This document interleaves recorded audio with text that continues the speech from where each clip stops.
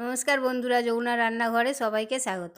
আজ আমার রেসিপি আনন্দ নাড়ু বানাবো। এখানে আমি একটা পাত্র নিয়েছি, তার মধ্যে নারকেল কুড়ো 1 বাটি, চালের গুঁড়ি 1 বাটি, তিল 1 বাটি, আটা 1 বাটি, সব উপকরণ চেপে চেপে একবার মেখে নিলাম।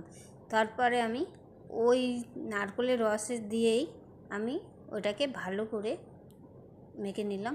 তারপর 10 মিনিট আমি ঢাকা দিয়ে রেখেছিলাম। তারপর হাতের তালিতে ঘি বা তেল লাগিয়ে ছোট ছোট করে নাড়ু বানিয়ে নিলাম। তারপর তেল বসালাম, তেলের মধ্যে আমি একটা একটা করে নাড়ুগুলো ছাড়তে থাকলাম। হালকা হাতে উল্টাতে হবে, গ্যাসের ফ্লেমটা একদম কমানো থাকবে। তারপরে হালকা হাতে উল্টে পাল্টে দিতে হবে। নাড়ুটা আমি এখন তেলের মধ্যে ভাজা আমার কমপ্লিট হয়ে গেছে। আমি লাল লাল করে ভেজে তুলে নিয়েছি, হয়ে গেছে।